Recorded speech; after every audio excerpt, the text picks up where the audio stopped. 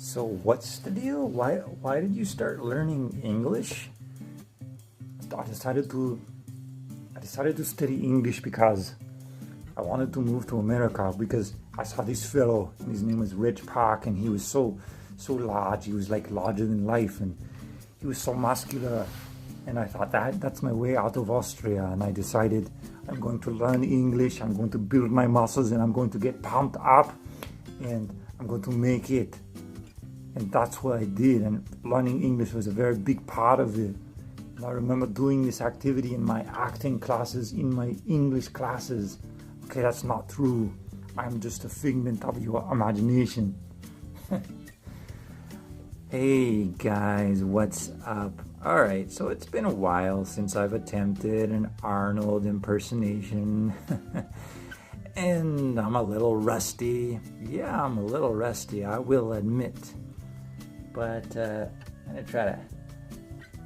gonna just try to kick it up a notch next time and see what I can do. Right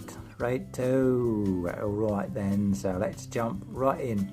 So off the beaten path activities for the ESL classroom and or tutoring.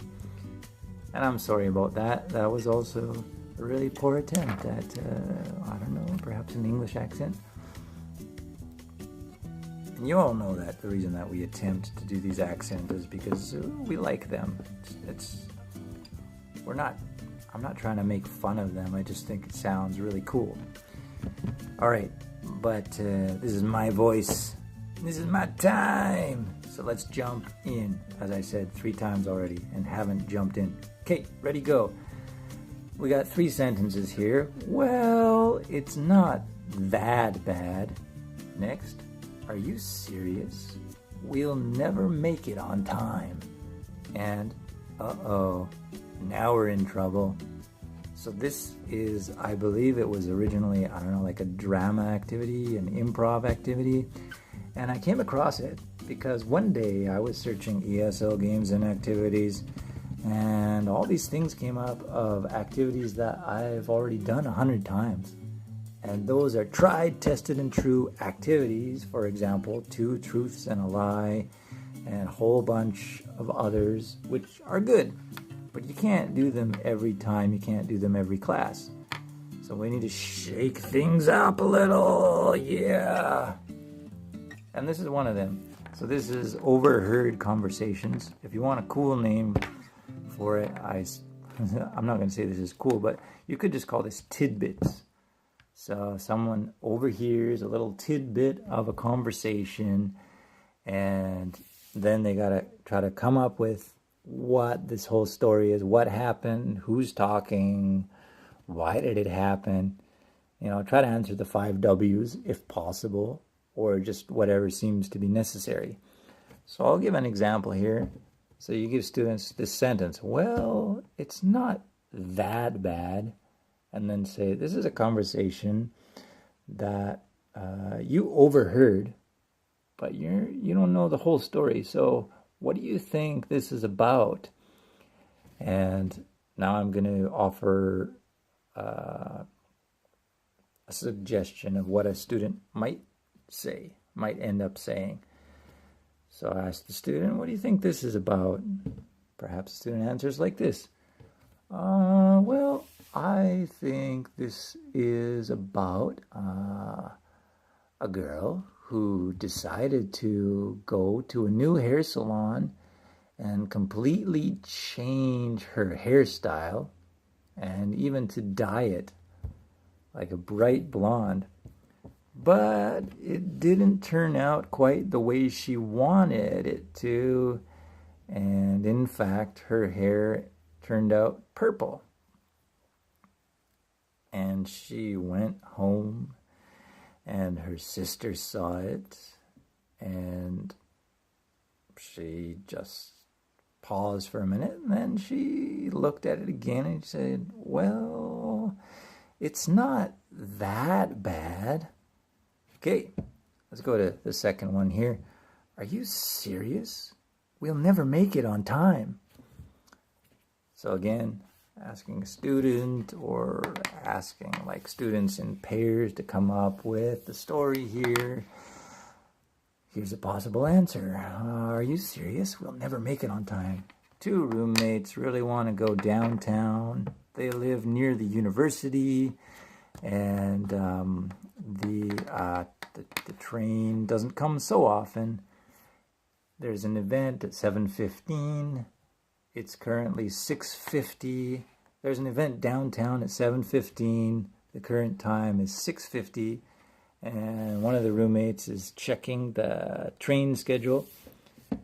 He checks it, and he says, oh, the next train is at 7 o'clock. So his roommate answers, are you serious? We'll never make it on time. Right. Cool. You know, because you want to take the train down, you want to take the train downtown, obviously, right? Because parking downtown is a real pain. It's a royal pain. And you'll be paying through the nose for that. Thieves. Yeah. I'd love to own a parking lot. Don't sing the song. Put up a parking lot. Woo. All right, that was bad. Moving along. Let's go to the third one. Uh-oh, now we're in trouble. No. Uh-oh. Uh-oh. Now we're in trouble. Let's say, okay, cool. What's this about? Well, I think this is about a battle of the bands. And the second last band played. They thought they were the last band, and they played their song, and they nailed it.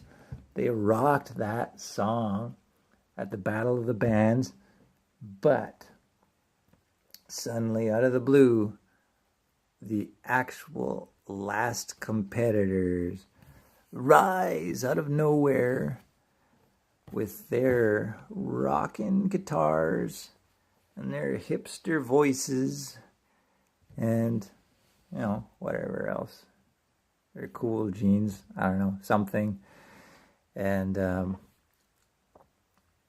this previous band knows that they have a reputation for just absolutely killing it at every show. And they didn't expect they were going to be there. So they saw their rival band and they went, uh-oh, now we're in trouble. All right, I had a funnier one earlier. So I'm just going to share it as well. Let's go back to those roommates, and they both get on to the elevator, and then they had chili for dinner at Wendy's, I guess.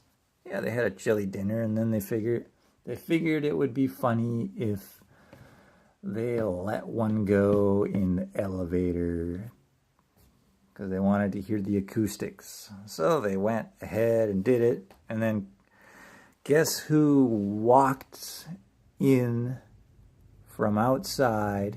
Yeah, that's right.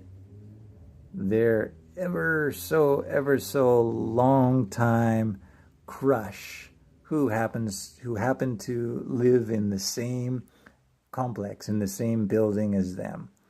And she was headed right for the elevator. And they turn to each other and they go, uh-oh, now we're in trouble. Okay, so if you thought that last story stank, then maybe this video wasn't for you, or at least not entirely for you. But in all honesty, you probably already long gone, right? You watched the first couple minutes and you went, okay, I get the picture. I know how to do this. Moving on. Boom. You stopped it. You went to your class. Or you saw another video below and you clicked on that. You're gone now. And if you're not gone, then you're just listening to me ramble right now. On and on and on and on. But you know what's great about listening to the end is that you might get all kinds of surprises, like you don't know what could come up.